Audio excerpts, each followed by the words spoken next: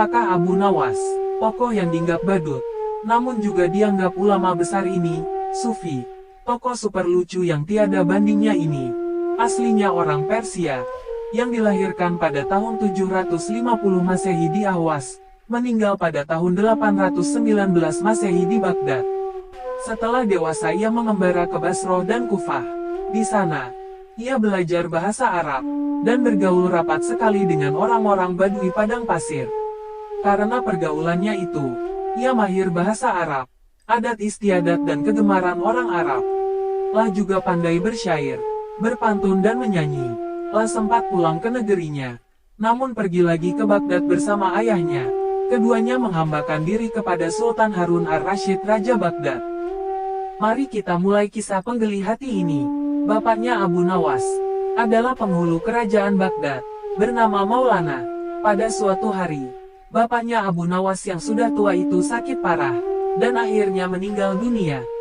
Abu Nawas dipanggil ke istana, lah diperintah Sultan untuk mengubur jenazah bapaknya itu, sebagaimana adat Syekh Maulana. Apa yang dilakukan Abu Nawas, hampir tiada bedanya dengan Qodi Maulana, baik mengenai tata cara memandikan jenazah, hingga mengkafani, menyalati dan mendoakannya. Maka, Sultan bermaksud mengangkat Abu Nawas menjadi Qodi, atau penghulu, menggantikan kedudukan bapaknya. Namun, demi mendengar rencana sang Sultan, tiba-tiba saja Abu Nawas yang cerdas itu, nampak berubah menjadi gila. Usai upacara pemakaman bapaknya, Abu Nawas mengambil sepotong batang pisang, dan diperlakukannya seperti kuda. Ia menunggang kuda dari batang pisang itu sambil berlari-lari, dari kuburan bapaknya menuju rumahnya. Orang yang melihat menjadi terheran-heran dibuatnya. Pada hari yang lain, ia mengajak anak-anak kecil dalam jumlah yang cukup banyak untuk pergi ke makam bapaknya. Dan di atas makam bapaknya itu, ia mengajak anak-anak bermain rebana dan bersuka cita. Kini, semua orang semakin heran atas kelakuan Abu Nawas itu. Mereka menganggap Abu Nawas sudah menjadi gila karena ditinggal mati oleh bapaknya. Pada suatu hari, ada beberapa orang utusan dari Sultan Harun ar-Rasyid, datang menemui Abu Nawas. "Hai Abu Nawas, kau dipanggil Sultan untuk menghadap ke istana," kata wazir utusan Sultan. "Buat apa Sultan memanggilku? Aku tidak ada keperluan dengannya," jawab Abu Nawas dengan entengnya, seperti tanpa beban. "Hai Abu Nawas, kau tidak boleh berkata seperti itu kepada rajamu." "Hai wazir, kau jangan banyak cakap, cepat ambil ini, kudaku ini dan mandikan di sungai supaya bersih dan segar," kata Abu Nawas, sambil menyodorkan sebatang pohon pisang yang dijadikan kuda-kudaan. Si wazir hanya geleng-geleng kepala melihat kelakuan Abu Nawas. "Abu Nawas, kau mau apa tidak menghadap Sultan?" kata wazir. "Katakan kepada rajamu." "Aku sudah tahu, maka aku tidak mau," kata Abu Nawas. "Apa maksudnya Abu Nawas?" tanya wazir dengan rasa penasaran. "Sudah pergi sana, bilang saja begitu kepada rajamu," sergah Abu Nawas, sembari menyaruk debu, dan dilempar ke arah si wazir dan teman-temannya. Si wazir segera menyingkir dari halaman rumah Abu Nawas, dan mereka laporkan keadaan Abu Nawas yang seperti tawaras itu, kepada Sultan Harun ar-Rasyid. Dengan geram Sultan berkata, "Kalian bodoh semua, hanya menghadapkan Abu Nawas kemari saja tak becus. Ayo, pergi sana ke rumah Abu Nawas, bawa dia kemari."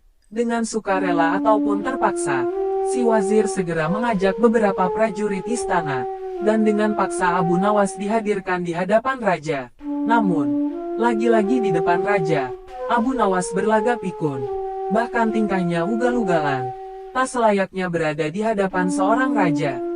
Abu Nawas bersikaplah sopan, tegur Baginda. "Ya Baginda, tahukah Anda, apa Abu Nawas?" "Baginda, terasi itu asalnya dari udang."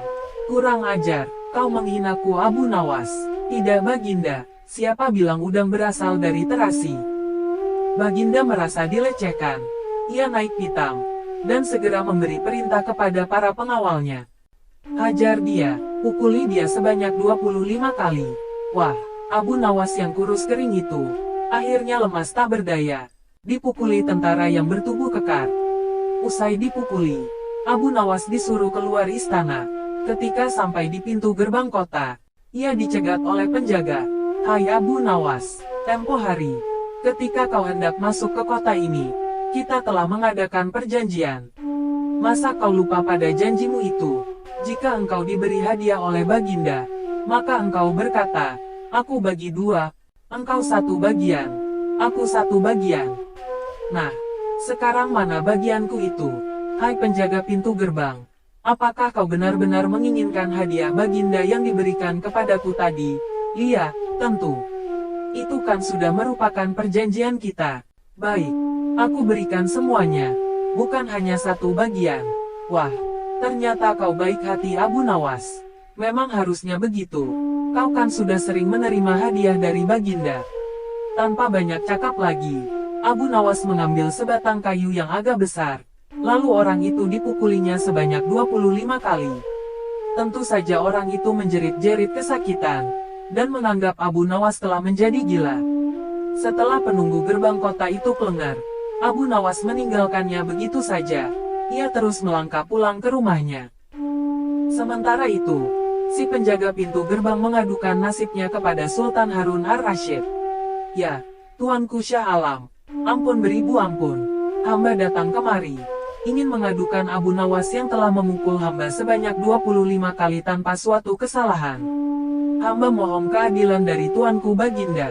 Baginda segera memerintahkan pengawal untuk memanggil Abu Nawas.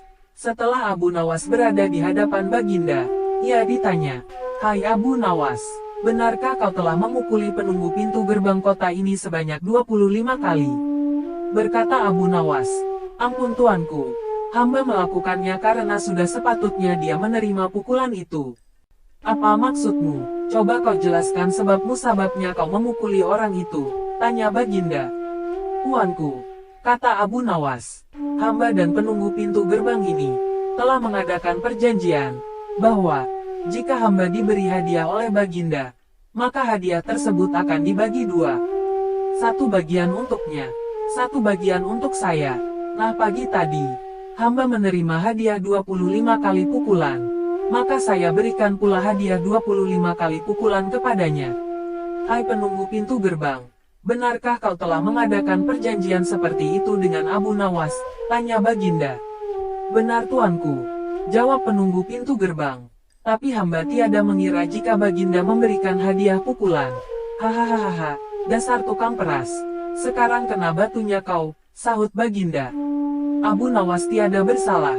Bahkan sekarang aku tahu bahwa penjaga pintu gerbang kota Baghdad adalah orang yang suka narget, suka memeras orang. Kalau kau tidak merubah kelakuan burukmu itu, sungguh aku akan memecat dan menghukum kamu."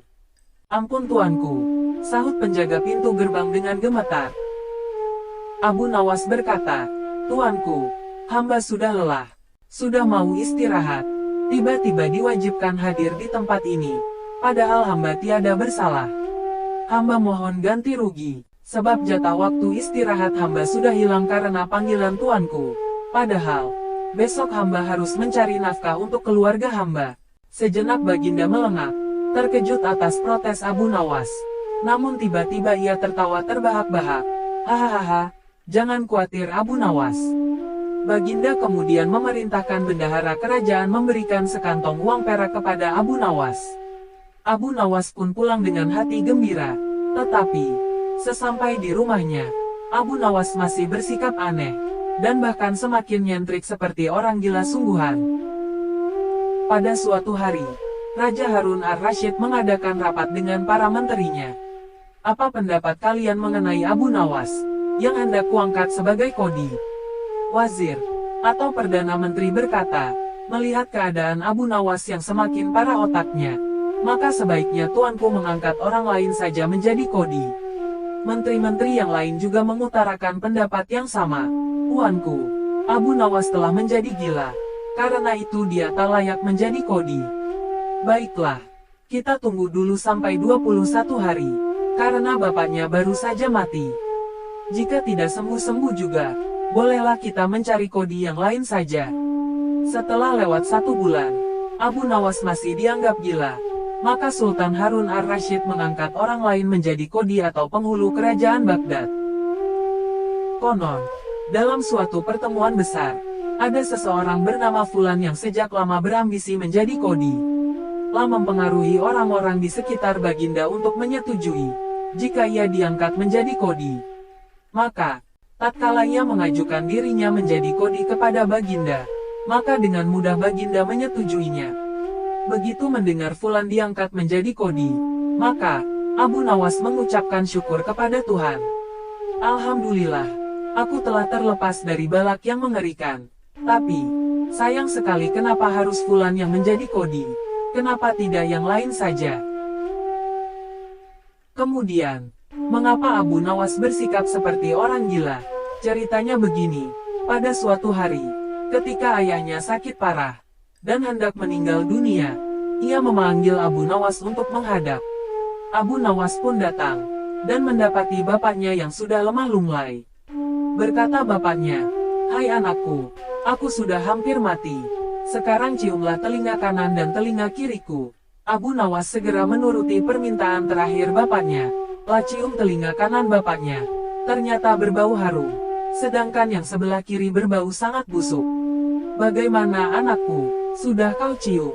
"Benar bapak, ceritakanlah dengan sejujurnya. Baunya kedua telingaku ini. Aduh pak, sungguh mengherankan. Telinga bapak yang sebelah kanan berbau harum sekali. Tapi, yang sebelah kiri kok baunya amat busuk." "Hai anakku Abu Nawas, tahukah apa sebabnya bisa terjadi begini?" "Wahai bapakku, cobalah ceritakan kepada anakmu ini," berkata Syekh Maulana. "Pada suatu hari, datang dua orang mengadukan masalahnya kepadaku. Yang seorang, aku dengarkan keluhannya, tapi yang seorang lagi, karena aku tak suka, maka tak ku dengar pengaduannya. Inilah resiko menjadi Kodi. Jika kelak kau suka menjadi Kodi, maka kau akan mengalami hal yang sama. Namun, jika kau tidak suka menjadi Kodi, maka buatlah alasan yang masuk akal, agar kau tidak dipilih sebagai Kodi oleh Sultan Harun ar-Rasyid. Tapi, tak bisa tidak, Sultan Harun ar-Rasyid pastilah tetap memilihmu sebagai Kodi." Nah, itulah sebabnya Abu Nawas pura-pura menjadi gila, hanya untuk menghindarkan diri agar tidak diangkat menjadi Kodi. Seorang Kodi atau penghulu, pada masa itu, kedudukannya seperti hakim yang memutus suatu perkara. Walaupun Abu Nawas tidak menjadi Kodi, namun dia sering diajak konsultasi oleh sang raja, untuk memutus suatu perkara. Bahkan, ia kerap kali dipaksa datang ke istana, hanya sekedar untuk menjawab pertanyaan Baginda Raja yang aneh-aneh dan tidak masuk akal.